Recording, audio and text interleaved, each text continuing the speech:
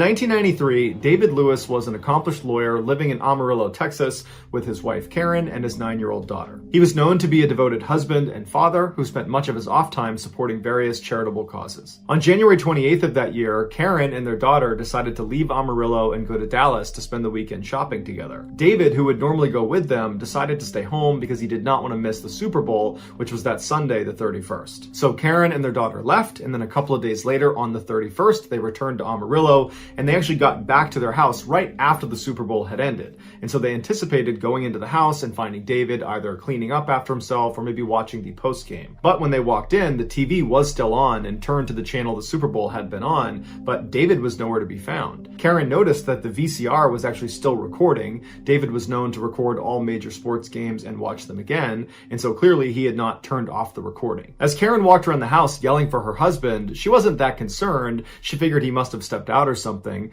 but she went into the kitchen and she opened up the fridge and she found there was a plate with 2 freshly made turkey sandwiches on it, which was a sandwich David would often make. And she thought that was pretty weird that he would have made them and then let them sit inside the fridge. And so she closed the fridge and turned around, and on the counter in the kitchen was his wedding band and his watch. And so even though there were all these kind of strange things that Karen was finding in the house, she really wasn't that concerned. There was no sign of forced entry. There was no sign the house had been burglarized. There was no sign of a struggle. And so she assumed her husband must have stepped out to watch the second half of the game at a friend's house and that he would be back later. And so Karen stayed up for a little while, but then ultimately she went to bed thinking he would be there in the morning. But the next morning when she got up, there was no sign of her husband, and so she went to the police. Within 24 hours, the police located David's abandoned car downtown near the courthouse. Under one of the car's floor mats, they located his car keys as well as his house keys. And then within the car, they found his checkbook, his credit cards, and his driver's license, all in the places they should be. They looked into his bank activity and they saw there was a recent deposit for $5,000 into his family's account. They also saw that he recently purchased 2 plane tickets. One was from Los Angeles to Dallas and the other was from Dallas to Amarillo, but it wasn't clear if he had used either of these tickets. When Karen was told about the found car and the strange bank activity, she told police that her husband had recently told her that he actually thought he might be in danger because he was scheduled to give a deposition in Dallas later that month in a conflict of interest case between his old law firm and a wealthy client. And David was being pressured to cover up some of the wrongdoings of his previous law firm, and he just wasn't willing to do that. He told his family that he was going to tell the truth no matter who it hurt. David understood that put a huge target on his back. While police were certainly intrigued at this new information, they didn't have any evidence to support the idea that someone was actively trying to silence David. It was just a conspiracy. And so for 11 months, they looked for new leads and new information, but nothing came out and David never popped up. He never called home. There was no sign of him.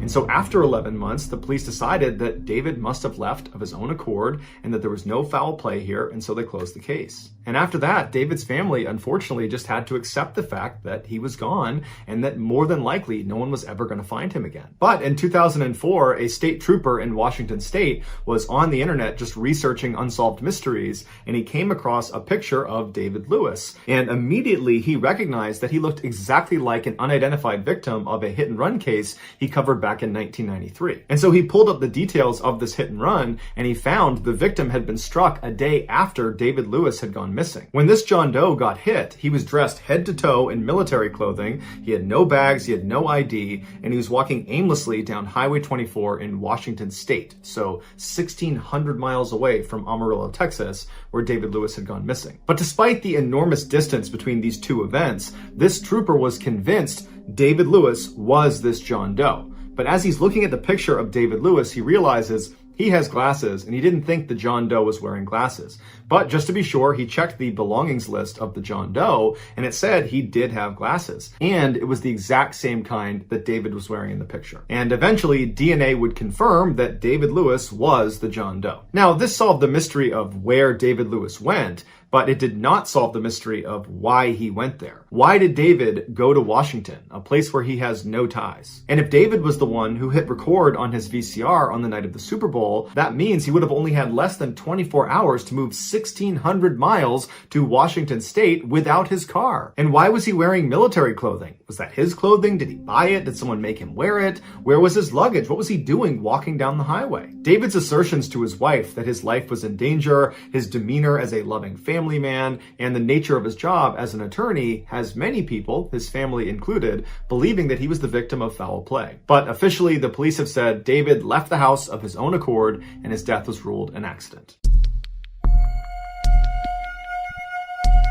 In 2000, Mary Lou Morris was a 48-year-old loan officer at a Chase Bank in Houston, Texas. On the morning of October 12th, Mary Lou said goodbye to her husband, Jay, and she headed off to work. That afternoon, Jay gave his wife a phone call, but she didn't pick up. He left her a message, and she never got back to him. This was very unlike Mary Lou, and so Jay was a little bit concerned. At 5 p.m., when he still hadn't heard from her, Jay called her back, but again, she didn't pick up. So Jay called Mary Lou's supervisor, who informed Jay that Mary Lou had actually not come to work that day, and they couldn't get in touch with her either. Jay immediately knew something was wrong, and he called the police. The police had not even begun searching for her when a call came into the station from an ATV rider that happened to be on a road about 3 miles away from Mary Lou's house. And he said he spotted a smoldering car, and it looks like there's someone in the driver's seat that's obviously deceased. Earlier that day at about 10 a.m., the fire department had gotten a call about smoke in that area, but they assumed it was a controlled burn, so they didn't investigate. When the police arrived on scene, it was impossible to tell who the person was that was sitting in the driver's seat,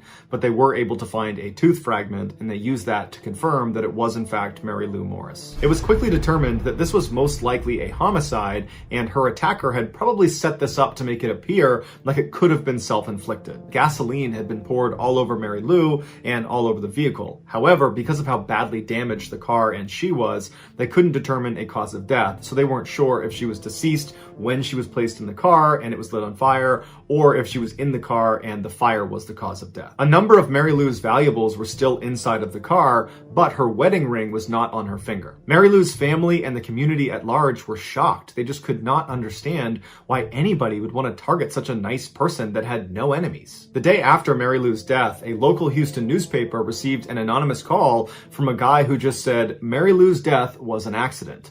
And the newspaper tried to get more information, but the person hung up and they couldn't trace the call. At the same time this drama was unfolding for Mary Lou Morris, another drama was unfolding for another Houston woman with the same name. 39-year-old Mary McGinnis Morris was a successful nurse practitioner who by and large got along with all of her coworkers with one exception. A new employee at the clinic, a male nurse named Dwayne Young, was making her feel really uncomfortable. One day when Mary McGinnis got back to her desk, she found all of her pictures of her family had been flipped onto their faces, and in the middle of her desk was a piece of paper that just said death to her. And she knew right away this had to be Dwayne, but she had no way to prove it. And so that night when she went home, she told her husband Mike about this guy Dwayne, and she said, I don't feel safe at work, can you teach me how to shoot a gun? And so he did. He taught her how to shoot a gun, and then he went out and got a pistol, and she tucked it under her driver's seat in her car just in case. On October 16th, so 4 days after Mary Lou Morris was found dead, and 3 days after that anonymous phone call to the newspaper,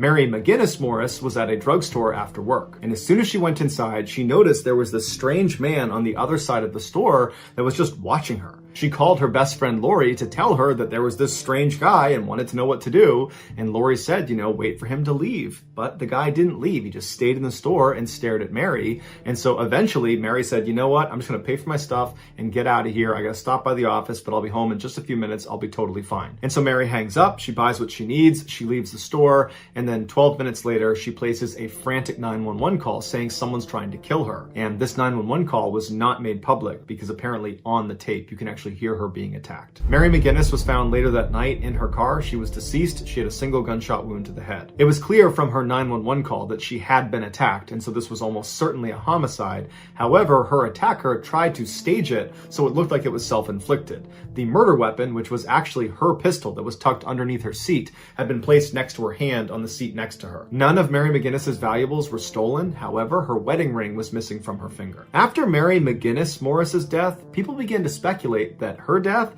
and Mary Lou Morris's death were connected. Specifically, this was a professional hit gone wrong. The reasoning for this theory is there was just too many coincidences. They shared the same name, they lived in the same city, they were killed within days of each other, and both of their deaths were staged to look like they were self-inflicted. And each woman was missing their wedding ring, which apparently is a common way for professional hitmen to let their clients know that the job was done. The people that subscribe to this theory believe Mary McGinnis Morris was the intended target, it, and Mary Lou Morris was just an accident. And in fact, after killing Mary Lou Morris, the hitman must have realized, whoops, I made a mistake, and they called the newspaper to say, literally, that was a mistake. And then a couple of days later, the hit was successfully carried out on Mary McGinnis Morris. The police looked into this theory, and they discovered that Mary McGinnis's husband, Mike, had recently accused her of cheating on him, and he was really, really upset about it. He also refused to take a polygraph test and would not allow his daughter to talk to the police. And Mary McGinnis had a $700,000 life insurance policy that Mike was in line to receive. And so immediately everybody's like, okay, obviously Mike put a hit out on his wife, and that's what started this whole thing. But when they dug into it, they realized that no matter how upset Mike was,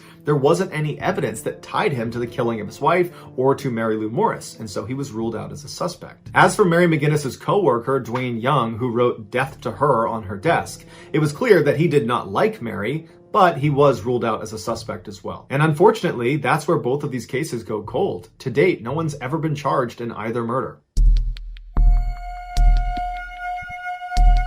In 1996, Blair Adams was 31 years old and living in Surrey, British Columbia. Although in the past he had struggled with substance abuse and alcoholism, over the previous 2 years he had really gotten his act together and got a great job as a foreman at a local construction company. He was known to be a cheerful and friendly guy that did not have any known enemies. But that summer, Blair started exhibiting uncharacteristic mood swings that his mother would describe as being frequent and wild. In a matter of weeks, Blair transformed from being very calm and relaxed and friendly to being totally panicked all the time and always looking over his shoulder, and he was so stressed out he couldn't sleep at night. And he began telling his coworkers that he was fairly certain someone was trying to kill him. And they would say to him, "Blair, I don't think you're okay. You really need to see a doctor." When his mother confronted him about his erratic, paranoid behavior, he told her, "Mom, I really shouldn't tell you about it." And she said, "What's it?" And he said, "Mom, I can't say anything else." And that was it. She could never get any more information out of her son. Blair's strange behavior came to a head on Friday, July 5th, when he went to his bank and withdrew all of the cash out of his account,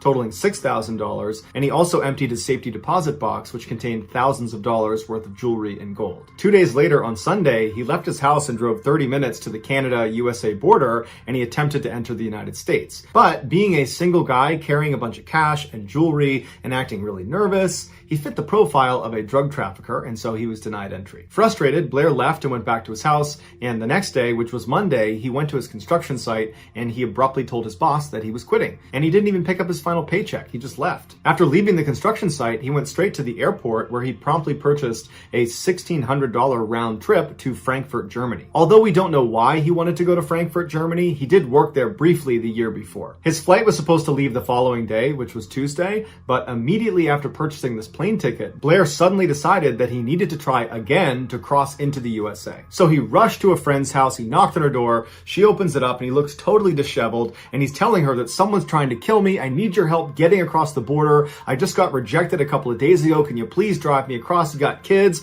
it'll look much more convincing, can you do that for me? And she was really spooked by his behavior and felt like this is not something I want to get involved with, and so she said, "Sorry, I can't help you." So Blair headed home where he hid out for the day, and then the next day, Tuesday, he went to the airport, but instead of getting on his flight to Frankfurt, Germany, he went to the front desk and requested a refund, and it was granted. He told them that the person he was going to meet in Germany had gotten sick, and so now he couldn't go.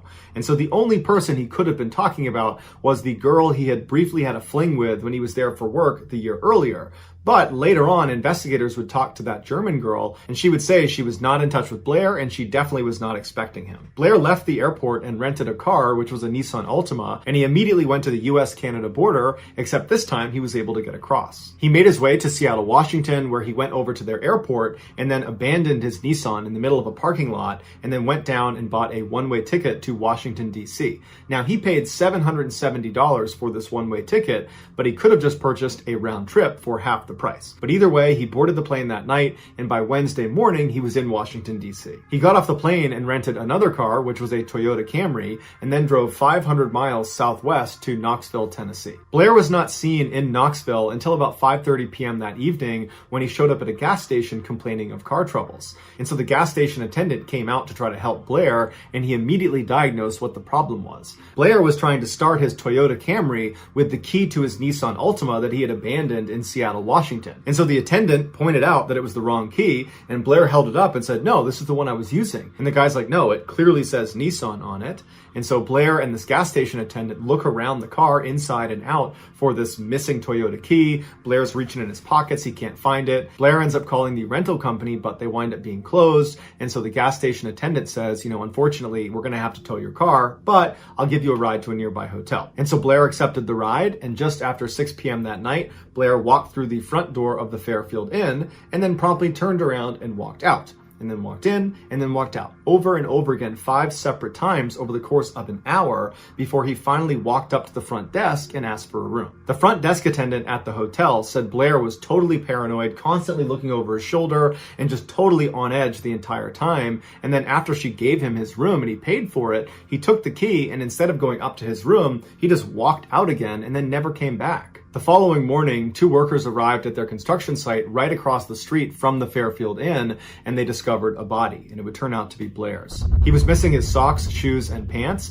and he had scratches on his hands as well as on his face, but none of the abrasions were that significant. There was $4,000 in German, US, and Canadian currencies lying on the ground around him. Also spread out around Blair was his fanny pack full of thousands of dollars worth of jewelry and gold, a black duffel bag that contained maps and receipts, and then also that missing Toyota car key that they could not find the night before. That was lying on the ground as well. Blair's autopsy showed that he had died from a single violent blow to his stomach, but they had no idea what actually struck his stomach. Toxicology reports showed that Blair had no drugs or alcohol in his system. The only DNA evidence that was found at the crime scene was a single long strand of hair that Blair was clutching in his fist. But there's no more information about this hair online. There were no witnesses, but there was a security guard who claimed to have heard screaming, a woman's scream, coming from the area where Blair was discovered at about 3:30 in the morning. The only lead police had was the sketch of this guy that apparently people had seen Blair talking to outside of a Cracker Barrel restaurant right after Blair had left the hotel. But police were never able to identify this man. Investigators were baffled. Was Blair telling the truth that someone had been trying to kill him for weeks leading up to his death and they finally caught up to him? And if so, why didn't he tell authorities? Or was Blair delusional and he just happened to run into another killer when he was in Tennessee? Unfortunately, we still have absolutely no idea. If you enjoyed today's video and you haven't done this already, please offer to make the like button a nice hot cup of coffee when they wake up in the morning, and then proceed to make them a lukewarm, extremely weak cup of coffee with too much milk and too many Splendas.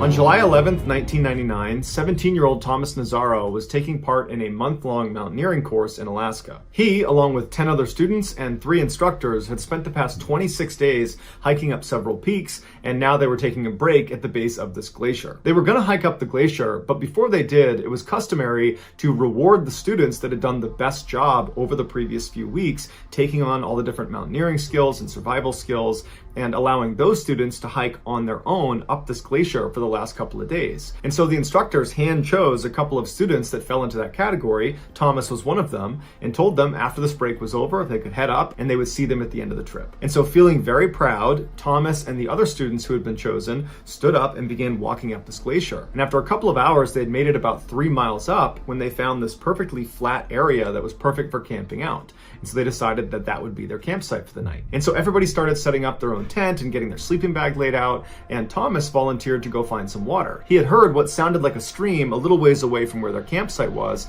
and so Thomas grabbed his pot and he went around the corner out of sight. After a while, when all the other students had set up their campsites, they realized Thomas had not come back yet. And so they walked around this corner and they looked and they realized it was a dead end. About 100 feet in front of them is just a huge ice wall that goes up on all 3 sides, and there's nowhere else to go, but Thomas is not up there and he did not come back to the campsite. And so they're thinking, that's pretty weird. I mean, is he behind some ice crevasse that we can't see? And so as they're looking from a distance, they see that his water pot is sitting at the base of this ice cliff. And so they figure, okay, he's somewhere over there, obviously. And so they start walking up towards the base of the ice cliff, still yelling his name, and he's not yelling back. And they get about 3/4 of the way to this ice wall when one of the other students yells, "Stop!" And they all stop and look down where he's looking, and they all realize what's happened to Thomas. They turn around because it's extremely dangerous where they're walking, and they run back through their camp, down the trail, and they find their instructors, and they tell them what they think happened to Thomas. Their instructors are horrified. They run up the trail. They make it just before the base of this ice wall. They get as close as they can, knowing that it's very dangerous what they're trying to do, and they realize there's nothing they can do to help Thomas. And so before long, the police are called, and it's a full-scale rescue operation on top of this glacier. The theory of what happened to Thomas is he left his campsite with his pot of water. He went around the corner, so he's out of sight, and he went to the stream, the glacier stream, and he started filling up his water, but it was taking a long time because the stream just was not very powerful. And from where he was, he would have heard the sound of rushing water coming from the ice wall because there was water pouring down the ice wall. And so he would have walked over to the base of this ice cliff and put his jug out to get water, and as soon as he was right up against it, he would have slipped down into the ice. Because at the base of this ice wall was something called a moulin, which is a hole in the glacier caused by water runoff percolating down through a crack. And over the years, they can get pretty deep. And so when the police showed up, they went over to the hole and they're yelling down to Thomas, but they're not getting a response. So one of the skinnier officers put on a dry suit and then a harness and then was lowered head first into this hole. And so the inside of a moulin, it starts wide, but then it gets smaller and tighter all the way down until it comes to a point. But sometimes that point is very far down into the ice. And so this officer was hoping that at least, even if he couldn't get to Thomas, he could at least see Thomas. But after going 100 feet down, the hole got so narrow he couldn't go any farther, and even with his light, the hole just kept going. It was like into infinity all the way down into this glacier, and there was no sign of Thomas. And so after that officer was pulled out of the hole, the police went to a fiber optic cable that had a camera at the end of it, and they began lowering that down into this hole. And so down it went, deeper and deeper. It passed the 100-foot mark and all the way down until they literally ran out of cable. And so from this camera's perspective, 250 feet down into this glacier, the hole just kept on going and going and going, and there was no sign of Thomas. And so they pulled the cable out and they realized there was nothing they could do for Thomas. Since he was below 250 feet, that means he fell at least 250 feet. And so it's unlikely he survived the fall to wherever it eventually stopped. And if he did somehow survive the fall, which is a horrifying thought in some ways, he would have been wedged somewhere deep down inside of this glacier, and the water runoff coming off of the ice wall would have eventually filled up all around him and gone over his head, and he would have drowned. And so shortly after the search was started, they called it off. There really was nothing they could do. And unfortunately, his body was never recovered. In 1998, Fresha Bakery, which was a bread company in Leicester, England, was all about profits. And their employees knew this because all the time corners were being cut for the sake of money, even if it was totally dangerous. In May of that year, one of the company's industrial ovens needed a minor repair. One of the cogs inside the oven had come loose and fallen off, and someone just needed to pick it up and put it back on. To picture this oven in your head, think of the scanner you put your luggage through at the airport, the X-ray machine. It's kind of like that. It was this 80-foot long metal tunnel where there was a conveyor belt that ran through it, and you would put dough on one side and it would run through with the conveyor belt through this oven, and then on the other side it would be fully cooked. Whenever repairs were needed inside one of these ovens, the procedure was to completely turn off the oven. So not just the heat, but the whole operation needed to be completely shut down, and then the oven would sit for almost a full 24 hours before a mechanic would go in and make the repair. But the mechanic cost money, and every hour that this bread machine was not operational, the company would lose $1,500. And so the managers of this company thought, you know what, that's too much money to be giving up. If we do the repairs ourselves, that saves us on the cost of the mechanic, and if we can find a way to make the repairs while leaving the oven partially running, that will save us a whole bunch of money too. Someone pointed out that it was possible to turn the heat all the way down in the oven, but allow the conveyor belt to keep rotating through. They just needed to find a way to get in with this conveyor belt moving around them. And so they came up with a plan. Even though the oven sat flush to the ground, there was a side panel that could open up and you could crawl underneath the oven, and right above you would be the conveyor belt. And so they thought, well, hey, if we just remove a couple of sections of the conveyor belt, when that gap in the belt cycles around and is right over someone who is standing underneath it, they can stand up into that gap and kind of be hunched over and walk along inside of the oven, staying in that gap until they come across the cog that's going to be right on the ground. They can pick it up, put it right back on, and keep walking on, staying in the gap until they reach the other side, at which point they could crawl out the exit. The managers were confident, and so they began walking around the factory asking for volunteers, and they were offering offering extra pay. Two men, 44-year-old Ian Erickson and 47-year-old David Mays, volunteered for the job, and their managers told them they would do it the next day because they needed time to turn the heat off on the oven and let it cool down first. That night, David was out with his friends and he was talking about how he was kind of nervous about getting inside of a semi-operational industrial oven, but he told them the money was good. The following day at 9 a.m., the oven's heat was turned all the way down, and the plan was it would sit like that all day and cool off all day, and then in the evening, Ian and David would get inside and do the job. But Ian and David had a really important soccer game they wanted to watch that night, and so they asked their manager, would it be possible to go in a little bit earlier? And so the manager walked down to the oven and put his hand inside one of the entrances, and there were fans blowing into it, and it had been off for a couple of hours, and he thought, you know what, this is probably fine, you guys can go now. A few sections of the conveyor belt were removed, Ian was given a radio, and the two men opened the side to the oven, and they crawled in on the far left side of the oven, and they waited for the gap to come around. When it did, they popped up, and they began their journey into the center of the oven. About 5 minutes later, Ian came over the radio and said, hey, it's really hot in here. And the manager came back and said, don't worry, it's supposed to be a little warm in there, but it's nothing that can hurt you. And then a couple of seconds later, Ian comes back over the radio and says, no, it's really hot in here. It is unbearably hot in here. And so one of the managers ran over and checked the temperature gauge, which unbelievably no one had done to that point. And the temperature at the center of the oven was reading over 200 degrees Fahrenheit. It was hot enough to boil water in the center of this oven. And unfortunately, there was nowhere for Ian or David to go. The belt could not go in reverse, and the fastest it could move is 17 minutes start to finish, so agonizingly slow. And they could not crawl up or below the conveyor belt in either direction. There wasn't enough clearance, and they'd get sucked up into the machinery. So they literally had to stay in the gap and slowly walk towards the hottest section of the oven. And so for 10 minutes, Ian and David slowly made their way across this oven, screaming out in pain, yelling for help from anyone, someone, but no one could do anything. And even if they hit the emergency stop button on the oven, it wouldn't help them because the heat inside of the oven is not because it's on, it was residual heat. And by turning off the oven, that would just stop the conveyor belt, trapping Ian and David in the hottest part of the oven. Workers ran and got their tools and did everything they could to try to dismantle portions of the oven to try to get down to Ian and David. But by the time they finally pulled off big pieces of the oven, Ian had already made it to the other side and been pulled out, and he was unfortunately deceased. He had been burned alive, and David had collapsed somewhere in the oven and had been crushed by the machinery that went over him. The bakery and their management team were all fined for their part in this tragedy. Something most people don't know is you can't just put scuba tanks on and then dive down to any depth and come right back up again. The compressed air inside of those scuba tanks would be a mixture of oxygen as well as most likely helium and nitrogen. And when you're breathing that compressed air, the oxygen would get breathed up and then not linger inside of your body. But the other inert gases, the helium and the nitrogen, they would be breathed up and then absorbed into your bloodstream, and they would stay there until you resurfaced. Now, it's completely harmless as long as you understand how it works getting those gases out of your body. In a nutshell, as you ascend, these inert gases will leave your body on their own, but it's a gradual process. If you rocket to the surface before this takes place, these inert gases will not leave your body and they'll expand inside of you, and your body will become the equivalent of a shaken up soda can. And so at best, having all these bubbles inside of you is very painful. At worst, it's lethal. The term for this condition is decompression sickness, but it's better known as the bends. The way divers protect themselves from getting the bends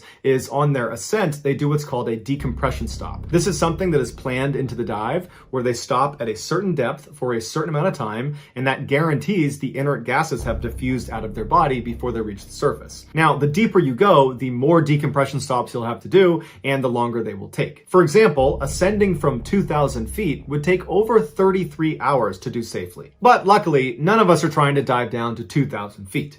Well, unless you're trying to be an oil and gas saturation diver. Saturation divers, or SAT divers, do construction and demolition at depths of up to 2,000 feet below the surface. But they don't spend 33 hours ascending after every single dive. Instead, after their dives, they're artificially kept at their working depth. The way this works is the SAT diver climbs inside of a pressure chamber on board a ship or on board an oil rig, and this chamber also doubles as their living quarters. There's beds and there's a bathroom, but it's laughably small and uncomfortable. It looks like a small submarine.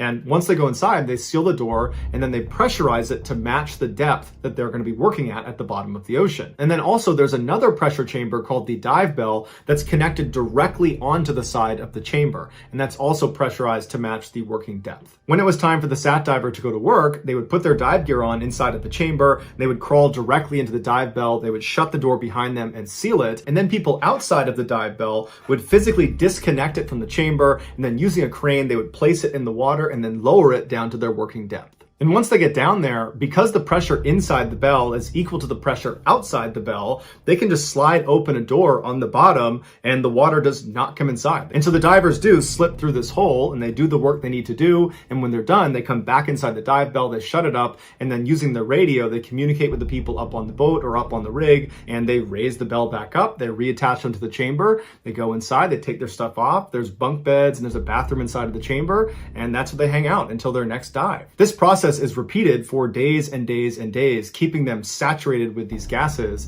And then at the end of their shift, which is usually about a month long, they will have one long decompression they do inside of the chamber. While this system is highly efficient, it does not change the fact that saturation diving is extremely dangerous and terrifying. The sun doesn't reach below 700 feet, so most of the time these divers are in complete and total darkness. And it's unbelievably cold down there. And so their suits have hot water pumped into them through a tether that's connected to the dive bell. But if that were to fail, hypothermia would kick in almost immediately. They have flashlights, but the water is so full of sediment around the areas that they work that shining the light is basically like shining it into fog. You can't really see very far besides right in front of your face. Sat divers also report that sometimes the water around them will suddenly move violently and they'll look around, but their crummy light and lack of visibility means they can't see what it was, but they know it's a large animal that's checking them out. Other times, these fairly large fish will swim right up to them and come right under their light. It's almost like they're being affectionate with the diver, but they're not being affectionate. They're trying to hide behind the sat diver from some large predator that's out there watching them. Experienced sat divers have learned to just accept their harsh environment down there and don't easily get scared. But there is one thing that all sat divers are afraid of, and that is a lost bell. When sat divers are down at their working depth, the dive bell that's brought them down there is usually situated right next to them, just kind of floating in the water. And this dive bell is connected to the ship or the oil rig above by a cable. And if that cable were to snap, the dive bell would fall to the bottom and it would take with it the divers because they're always tethered to the dive bell. If the divers survived the crash to the ocean floor, they would then just be trapped and have to hope that someone comes down to get them at some point before they run out of air or they succumb to hypothermia. While a lost bell scenario is incredibly rare, it has happened before. On August 7th, 1979, Richard Walker was inside of a pressure chamber on board a ship in the North Sea. He was a saturation diver who for the past 10 days had been in saturation and honestly was just over it. He wanted to go home to his wife and his 15-month-old daughter. That evening, before his scheduled dive, he wrote in his journal, "Dear God, I just want to get out." Soon after writing this entry, he and his partner, Victor Giel, put on their dive gear and hopped into the dive bell. The bell was detached from the chamber and then brought over to the side of the ship, and right before they lowered it into the water, somebody noticed the location transponder that basically beamed up where it was down below had become loose, and so the decision was made to just remove it. And so after they pulled it off, they lowered the dive bell onto the water and then slowly lowered it down to their working depth, which was 485 feet. Once they got down there, they opened up the hole at the bottom of the bell, and then they began taking turns exiting the bell to go work on this underwater structure. A few hours later, at 2:45 in the morning, Richard was the one outside of the dive bell, and he heard something behind him, and he turned around and he saw the dive bell had slightly tilted on its side. Right as he noticed this, the radio in his helmet kicked on and told him he needed to go back inside the dive bell immediately, and they were going to try to pull them back up. And so Richard went inside the bell, he closed the hole behind him, and then he and Victor listened to the radio as they told them that the main cable holding the dive bell had slipped out. Now, this main cable was not the only thing connecting the dive bell up to the ship. There was also another clump of wires and tubes that was called the umbilical that ran all their power and hot water and their comms down to the dive bell. But this umbilical was not meant to be load-bearing. But as it stood with this main cable gone, the umbilical was holding the dive bell from slipping to the bottom of the ocean. And so the crew up on the ship decided their only choice was to use the umbilical to reel this dive bell back in. And so they began pulling them up by the umbilical, and almost immediately it completely snapped, and the dive bell fell to the bottom of the ocean about 50 feet below. Now, normally a dive bell would have what's called a clump weight hanging off the bottom of it. And in an emergency, you could detach this clump weight, and the dive bell is buoyant enough it would go up to the surface. But Richard and Victor's company had cut corners and not used a clump weight, and instead attached weights directly to the dive bell, which meant when they hit the ocean floor, the actual dive bell was sitting on the ocean floor, where that hole they would normally escape from was pressed into the seabed, so they could not get out of their dive bell. Whereas if there had been a clump weight, the clump weight would have hit the ground and the dive bell would have hovered slightly over it. And so worst case scenario, they could have gotten out and done a wet transfer into another dive bell. So with the umbilical cut, they had no radio communication, they had no heat, they had no light, and they had very little remaining oxygen. And so all they could do was just sit in darkness and hope somebody rescues them. Less than 30 minutes later, another dive ship arrived and offered to help. Now, they were not expecting to dive that night, so it took about 3 hours before they actually had their rescue divers in the water. And unfortunately, because the location transponder had been removed from the dive bell before Richard and Victor went under, it made it almost impossible for these rescue divers to find it. But after an hour of looking around, they finally found it. It was 7 a.m. and they went right down to the porthole and they shined a light inside of the dive bell, and inside Richard and Victor are given a thumbs up like, hey, we're okay, we're just ready to get rescued. The fact that Richard and Victor were okay was communicated back up to the surface, and everybody on top was so excited, so relieved. And in fact, they called Richard's wife and they told her that, hey, there's been an accident, but your husband's just fine, he'll be out very soon. But despite these rescue divers locating the dive bell, because the ship up above that they were attached to kept moving around, it was proving to be extremely difficult for them to stay over the dive bell. And so for the next 2 hours, these rescue divers desperately tried to thread a new wire through the top of the dive bell, but it was going so poorly, and they kept going around and shining their light into the porthole to check on Richard and Victor. And it was very clear that their situation was getting worse and worse by the second. They were not giving thumbs up and smiling. They looked panicked and desperate, and they'd been without heat now for hours, and it was obvious they were running out of oxygen. Finally, at 9 a.m., so 6 hours after Richard and Victor had first hit the sea floor, the rescue divers managed to get a new cable through the top of the dive bell. And before they signaled to have it brought back up again, they shined a light through the porthole to check on them one more time, and they saw that Richard and Victor were just sitting there with their head in their hands. They were clearly still alive and lucid, but it was like they understood they have very little time left, and if this doesn't work, they're doomed. At this point, the rescue divers called up and said it was ready. They got pulled up to the surface, and then the ship began pulling up the dive bell, and almost immediately the cable snapped. And everybody up on the surface knew that at this point, it was almost impossible for them to survive. But nonetheless, rescue divers went down, and it took a while to find the dive bell because it had moved. But when they did, they shined the light through the porthole, and Richard and Victor were still very much alive, but they were not looking to interact with the divers at the window anymore.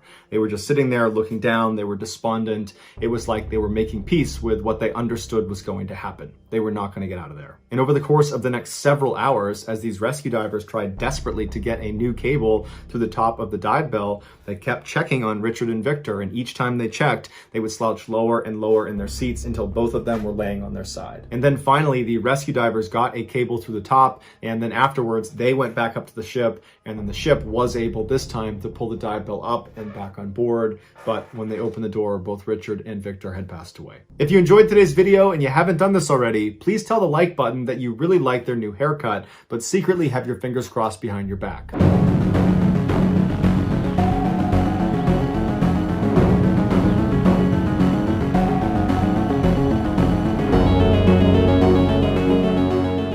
In June of 1982, 38-year-old Cindy Hack divorced her husband, Roy. As soon as she moved into another home in Vancouver, Canada, she felt this wave of relief come over her. Their marriage had become abusive and toxic years ago, but her newfound happiness would be short-lived. Only 4 months after leaving her husband, Cindy's waking nightmare would begin. It all started with a late-night phone call on October 7th, 1982. When she answered, the voice on the other side was raspy and angry-sounding. It addressed Cindy by name and quickly told her that they planned on hurting her. And before Cindy could do anything, the caller had hung up. Cindy was horrified and didn't know what to do, so she did nothing.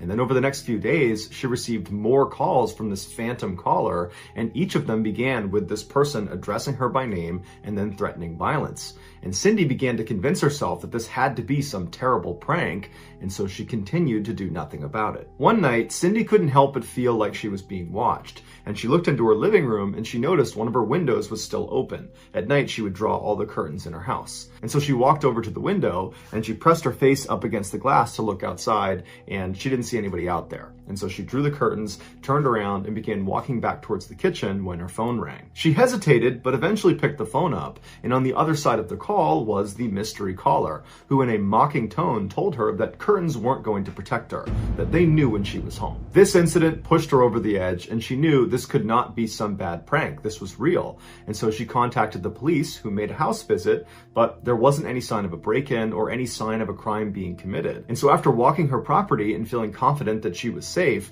they told her that, you should really consider getting an unlisted telephone number. That way this mystery person can't keep contacting you. And so Cindy thanked them and would go on to get an unlisted telephone number. But not only would the calls continue, they would become more frequent. And in fact, the harassment in general only began to escalate. 3 days later, on October 15th, Cindy and her good friend Agnes were coming back from dinner to Cindy's house. And when they got there, they noticed that one of the front windows had been broken. And so they carefully walked onto the porch and realized the front door was actually unlocked and slightly ajar. They considered immediately leaving the property and just calling police, but they sat there for a minute and didn't hear anything inside the house, and so they decided they would just poke their head in and investigate.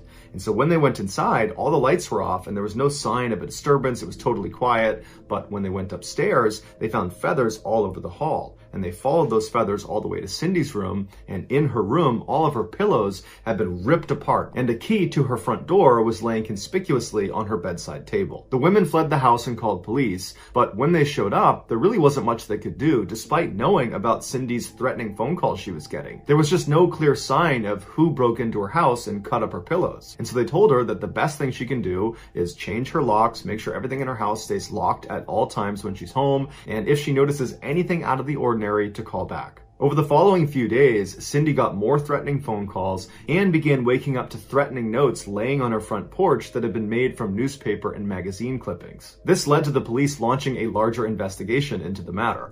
An officer named Pat McBride, who had been on the force for 8 years, began checking in on Cindy almost daily. And very quickly, Pat and Cindy developed a romantic relationship, and Pat actually moved into Cindy's house while he was investigating this case. As soon as Pat moved in, the harassment seemed to stop.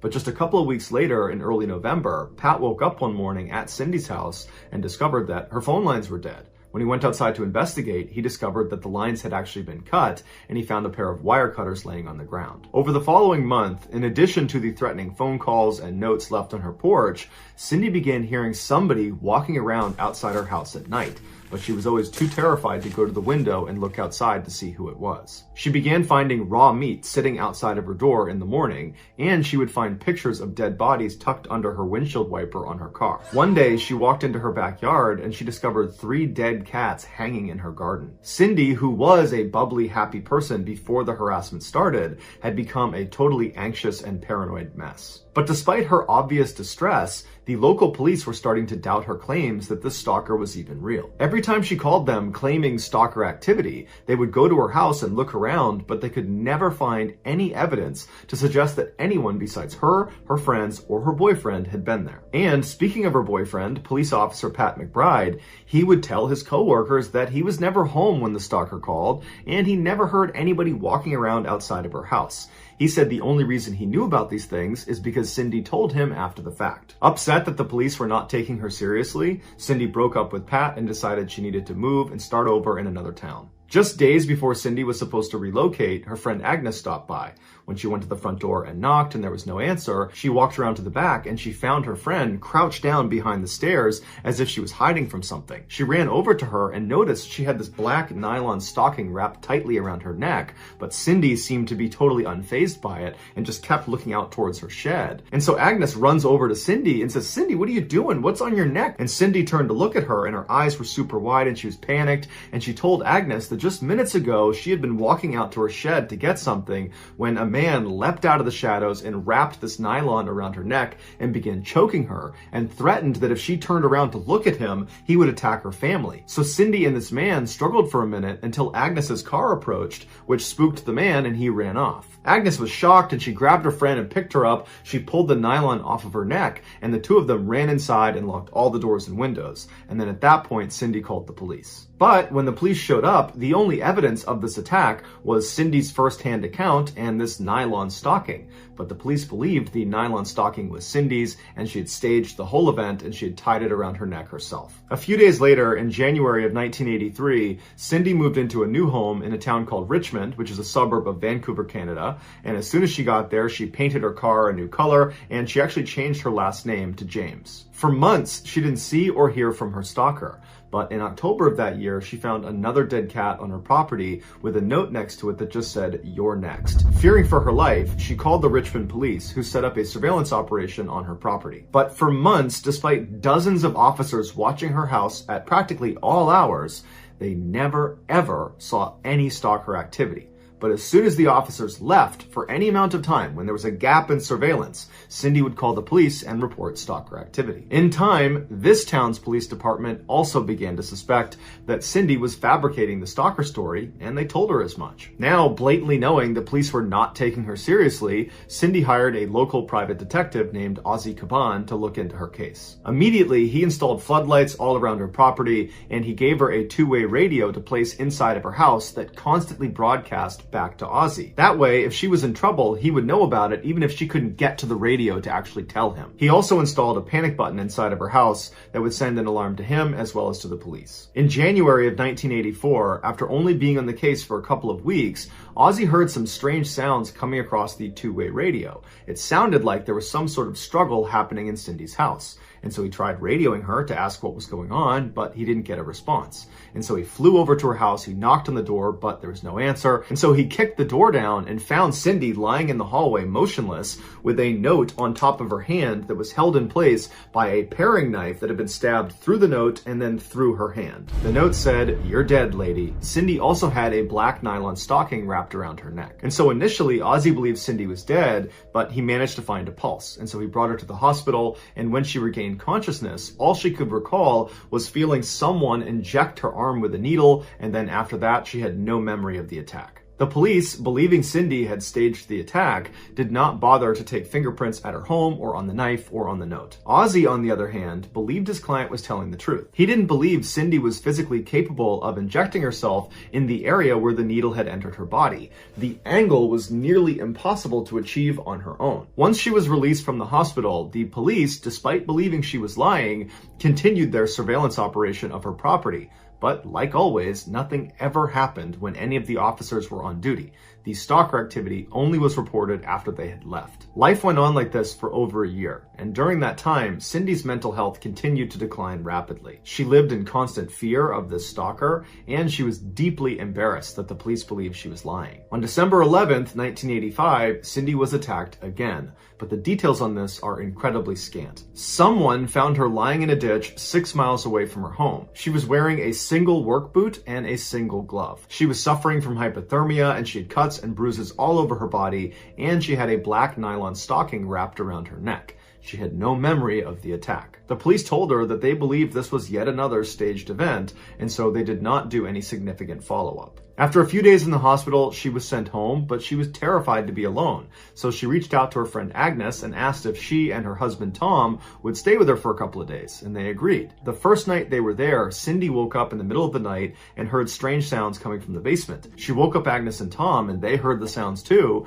and so they went down to the first floor, they opened up the door to the basement, and they looked downstairs, and very clearly there was a fire raging in her basement. And so Cindy immediately ran to the phone to call 911, but they discovered the phone lines had been cut. And so Tom ran outside to try to find a neighbor to call 911 for them. And when he went outside, he found a man just standing there in front of the house watching it. And Tom yelled to him, "Hey, you need to call 911. This house is on fire." And this man, without saying a word, just turned and ran down the street. and that man was never identified. Finally, Tom did get a neighbor to call 911, the fire department arrived and they put out the fire, and then after an investigation, they determined that the fire had been set intentionally. This was an act of arson. And the police said there was no signs of forced entry anywhere around the house, which means someone who was already in the house had to have started the fire. And they specifically said Cindy had to have started the fire because she stages these events all the time because of this stalker delusion she has. Agnes and Tom denied this claim, saying they never heard Cindy walking around at night and she would never jeopardize their lives. After this event, Cindy became extremely depressed and had to be hospitalized. And for 10 weeks, she was under intense psychiatric care. But at the end of those 10 weeks, the doctors determined that she was not a threat to herself or to anyone else, and so she was sent home. It was at this time that Cindy went to the police and said that she thinks Roy, her ex-husband, was behind all of the attacks. Police immediately brought Roy in for questioning, and he emphatically denied all allegations, saying he had nothing to do with it, and in fact, he had been the victim of this stalker that was going after his ex-wife. He said he got a number of these threatening phone calls, and one time when they called, they left him a voicemail, and he played it for the police.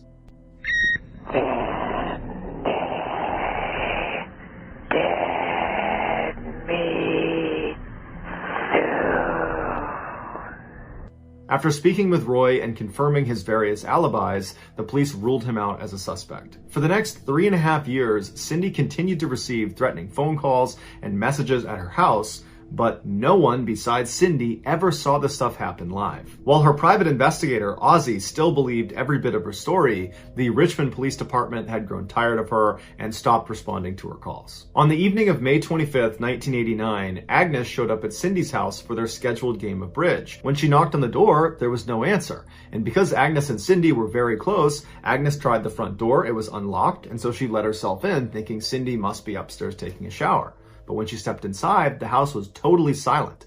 And after a couple of minutes of no commotion upstairs, Agnes began searching the house for her friend, and she discovered that Cindy wasn't there, and so she called the police. The police launched a search and very quickly found Cindy's car in a parking lot at a local supermarket.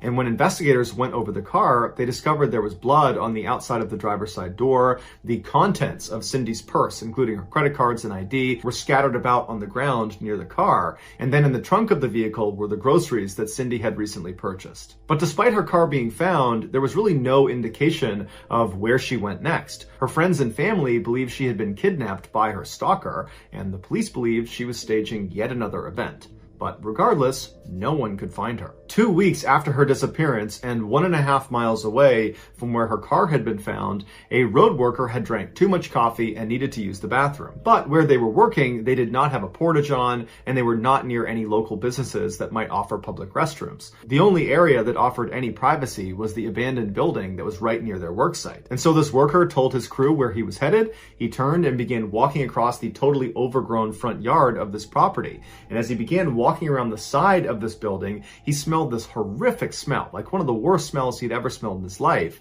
And he assumed that because this property was abandoned, maybe people were dumping their trash on it somewhere and it's a hot day and that's why it smells. But either way, he wrote it off. He walked around to the back of this building. He found a good spot. He relieved himself. He turned around and began walking back along the side to go back to the road when he stopped, because he saw something lying near the side of the house that he was surprised he hadn't noticed on his way in.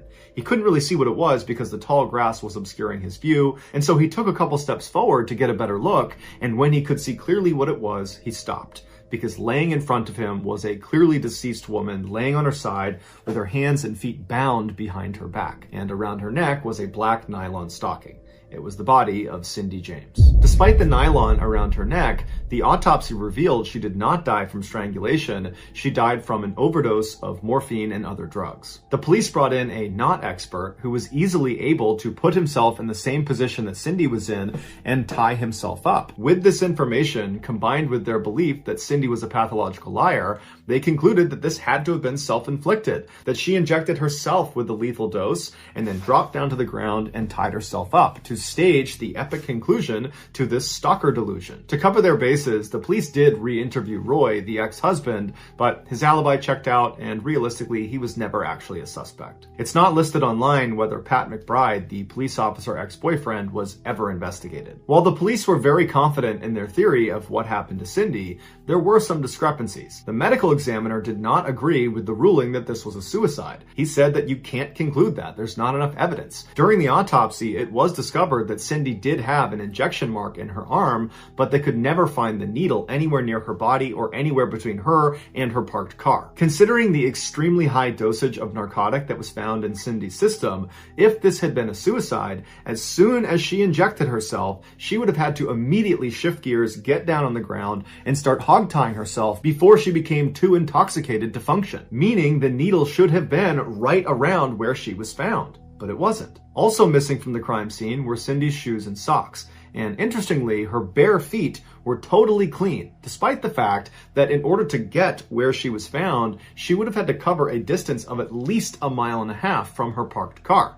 But again, there was no dirt or any markings on the underside of her feet. Also, it was strange that she wasn't discovered faster than 2 weeks. Although she was found near this abandoned house that was totally overgrown, the house was actually frequented by teenagers, and there was a walking trail nearby that would have had a line of sight on her body. These discrepancies have led many people to believe that Cindy did have a stalker, and this stalker kidnapped her in the supermarket parking lot. They tied her up, they injected her with the lethal dose of morphine, and then after she had died, they dumped her near this abandoned property right before she was found. And they had left that black nylon tied around her neck because that was the stalker's signature. Some have taken this a step further and said Pat McBride, the police officer, was behind the attacks, because he would have known when surveillance was set up on her house and could have very easily avoided detection. But the most bizarre and fascinating theory of what happened to Cindy is that she had dissociative identity disorder, or DID. This is where someone maintains at least 2 distinct personalities,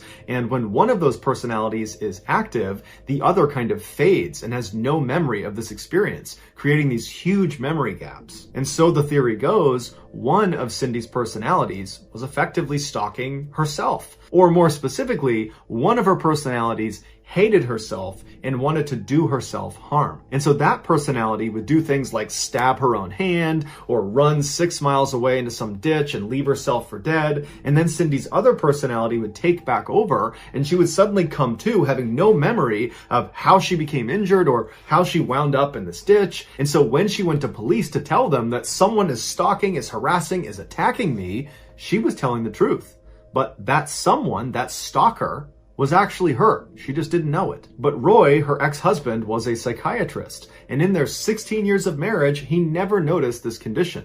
And when Cindy was in that psychiatric ward for 10 weeks following one of her stalker attacks, none of the doctors or psychiatrists ever noticed or diagnosed her with this condition. It's still possible she had DID, and it just came on later in life, and it didn't present itself enough to be noticed during those 10 weeks of psychiatric care. But realistically, this reduces the chances of DID being behind this whole thing. To date, her death is still considered a suicide, and no one has ever been charged in connection with her death. If you enjoyed today's video and you haven't done this already, please sneak into the like button's house and steal the little plastic clip on their vacuum that keeps the cord nicely tucked up after use.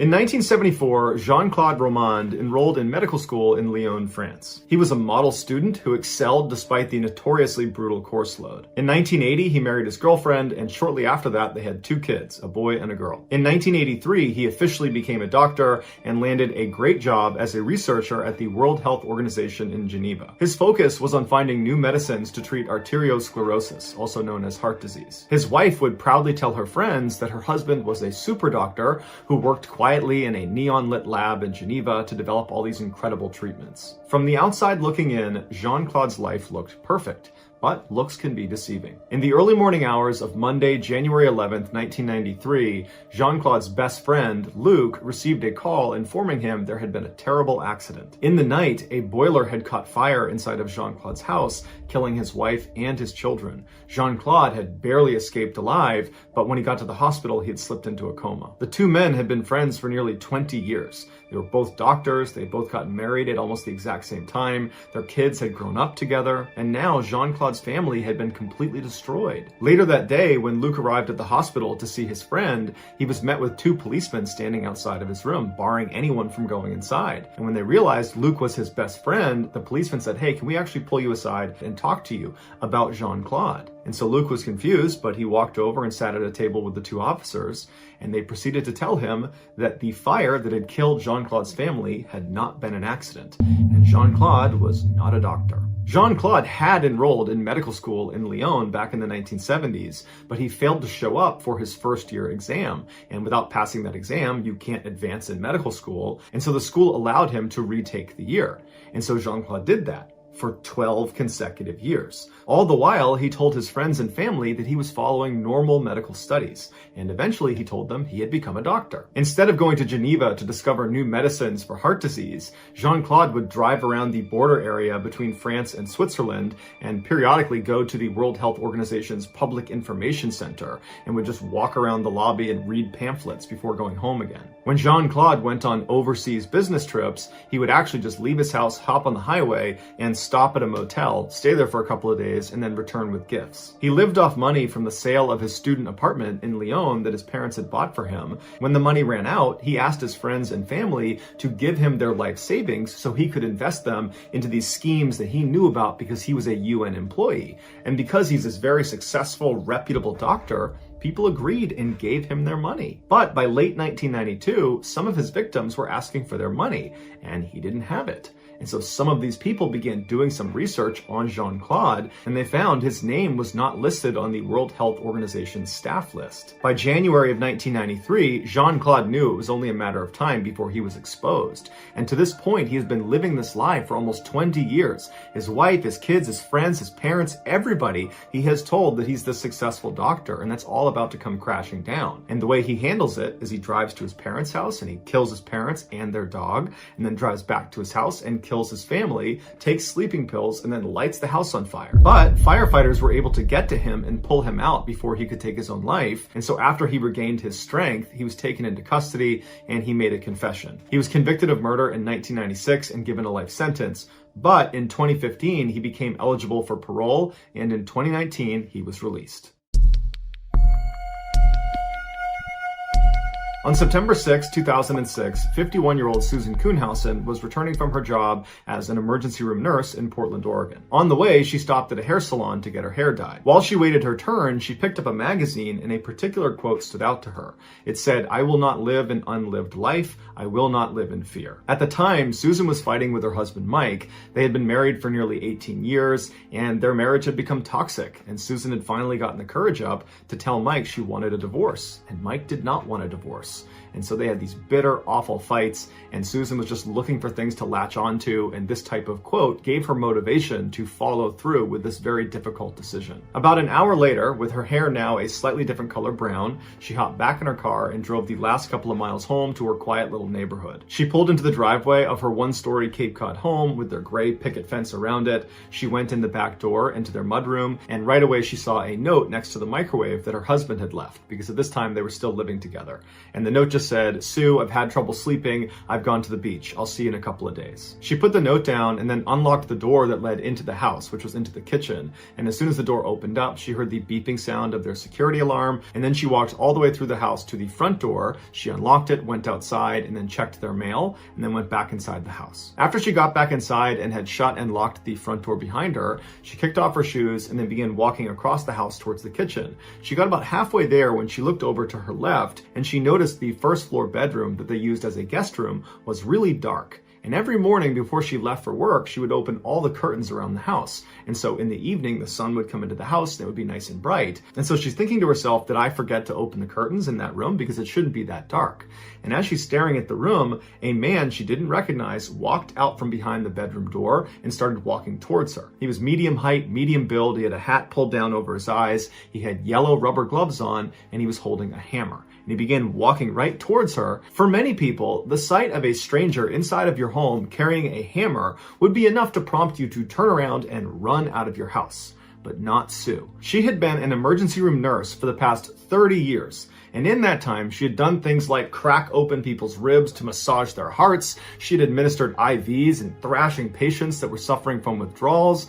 And she and the other nurses she worked with trained regularly in self-defense because you just never knew what was going to happen in the ER. You needed to be ready to slip chokeholds and defend yourself. And so here Sue was staring down this intruder in her house with 30 years of preparation for this moment. And so Sue ran at this guy faster than he was coming at her, and it caught him off guard. She figured if she could just get up close to him, the power of the hammer strikes would be less. And so she rams into him, and she's about 5'5" and significantly outweighed him. He's about 5'9", maybe 200 pounds. And so she rams him into the wall. He hits her in the head once with the hammer, but it wasn't enough to subdue her or even knock her down. She barely felt it. And so she's holding on to him and she's screaming at him, "Who are you? What do you want?" Because there was a part of her that thought, this is a burglary. I'll just give you what you want. But the guy didn't say anything. And so Susan grabbed him and pushed even harder against the wall. And the man would say 2 words. It was the only 2 words he said the entire time. And it was, "You're strong." And Susan, when she heard that, it was like an adrenaline rush. She knew this guy was not trying to rob her. He was just trying to kill her. And she thought, no, I'm gonna live. And she managed to wrestle the hammer away from him while pinning him against the wall, and then smashed him in the head 3 times with this hammer before he managed to get it back. But when he reached for the hammer, she grabbed his throat and began choking the life out of him. The man immediately went for his throat to get her hand off of him, so he was not trying to attack her. And Susan realized that she had him on the defensive, and she grabbed tighter and tighter around his throat. She moved her other hand up and really started crushing his windpipe. And then she screamed at him, "I'll call an ambulance if you tell me who sent you." And the man looked at her and just grunted at her. And so she continued to squeeze harder and harder until his face turned purple and his eyes rolled back. And she knew as an emergency room nurse, if she continued, she would kill him. And she wasn't really prepared to do that. And so she threw him to the ground. She turned and began to run towards the front door. But this guy jumped up and leapt after her, grabbed her by the ankle and tripped her to the ground. When she landed, she rolled over onto her back, and right on top of her is this guy wielding the hammer, and he's about to bring it down on her. And so she instinctively just shot up. She sat up as fast as she could, and she bit down as hard as she could on the inner part of his upper leg. She bit so hard she tore through the fabric. And the guy screamed out in pain. He couldn't even hit her with the hammer. He began staggering back, at which point she released the bite, got up onto a knee, and then bit him again on the side of his rib cage as hard as she could, once again tearing through the fabric. And so now this guy is howling at the top of his lungs, at which point Sue grabs him and throws him to the ground, but she falls with him and she lands directly behind his back. And he's still trying to grab her, and he's got the hammer and he's trying to hit her. And so she reaches out and puts her arm over his throat and puts him in a wicked chokehold, one that he was not getting out of. And so the guy is trying to fight and get his neck out of the chokehold, but Susan decided that this guy, he's not going to talk, he's not going to tell me what he wants, he's here to kill me, so I'm going to kill him first. And she proceeded to choke him to death. And once he stopped moving, she calmly stood up, looked down, knew he was dead. She grabbed his hammer and then calmly walked out the front door, walked to her neighbor's house, knocked on the door, and then her neighbor comes up and sees Sue just standing there with her clothes tattered and she's all bruised and bloodied, but she looks like she's totally okay. And the neighbor asked Sue, what are you doing? What's going on? Why do you have that hammer? And Sue would tell her that, well, I had an intruder and he tried to kill me, so I killed him. And I need to use your phone to call the police. And so her neighbor's like, okay, come on in and use my phone. And so Sue walks in with her hammer in hand and calmly calls the police and tells them what happened. Police and paramedics show up and they go inside of Sue's house and they confirm that her attacker was in fact dead. And her attacker turned out to be 59-year-old Ed Haffey, who was a Vietnam veteran with a long rap sheet. They discovered Ed's backpack inside of Susan's house, and in it was a notebook that contained instructions for what to do after he killed Susan. And one of those instructions was to call Mike. It turns out this Mike was Susan's husband. He had paid Ed $50,000 to kill his wife. and Mike, earlier in the day, had gone to the house and allowed Ed in and told him where to go and where to wait, and then on his way out, he had written that note saying, "I'll see you in a couple of days." When police brought Mike in, he initially denied all charges and said he had nothing to do with this, but he would eventually confess and then would be sentenced to 7 years in prison for soliciting to murder his wife. Although Mike never gave his exact motivations for why he actually did this, he would have been ruined financially during this divorce, but if Susan were to die, he would inherit the house. Immediately after his sentencing, Susan sued Mike for $1 million, claiming she wanted to make sure he didn't have any more money so that he couldn't go hire another hitman to finish the job. Susan didn't have to worry for very long though, because Mike would die shortly thereafter in prison. As for Susan, she never faced any criminal charges and in fact was hailed as a hero in the wake of the attack.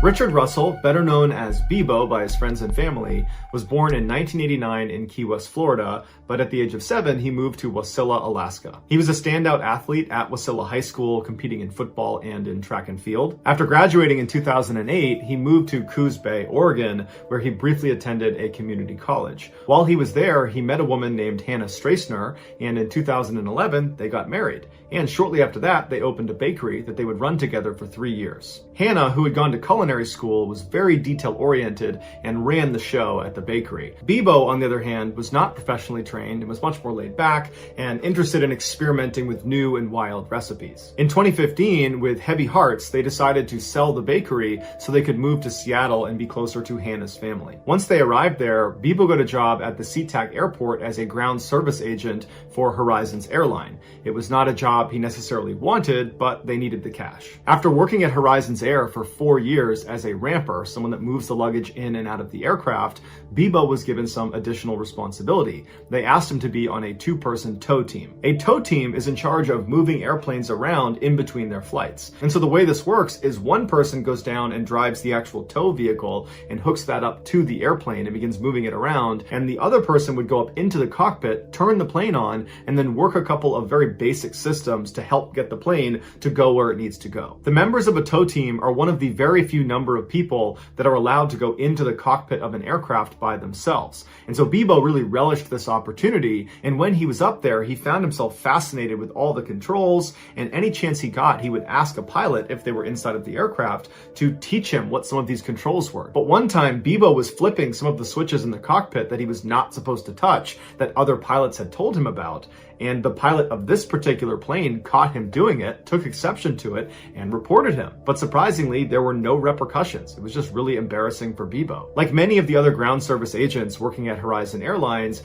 Bebo was generally unhappy with his job. He felt like it was boring, that there wasn't much upward mobility, and that he was criminally underpaid. But there was one redeeming quality of his job, and that was, in virtue of working for an airline, he got all sorts of free airfare. And so not only did he get to fly for free all over the world, he got to fly basically anytime he wanted up to Alaska to visit his hometown and see his family, something that was very important to him. The people that knew Bebo said he had a great sense of humor, he was extremely friendly, and you could always catch him with his head buried in a book. And his coworkers would say he had aspirations to be an officer in the military. And when all those people that knew Bebo the best were asked, why do you think he did what he did on August 10th, 2018, none of them have an answer. On that fateful day at 1:35 p.m. local time, a passenger airplane owned by Horizon Airlines flew into SeaTac Airport where Bebo worked. And so this plane was not scheduled to fly for the rest of the day, so it was taxied to the far north section of the airport to a parking spot called Cargo 1. At 7:15 p.m. that evening, Bebo arrived at Cargo 1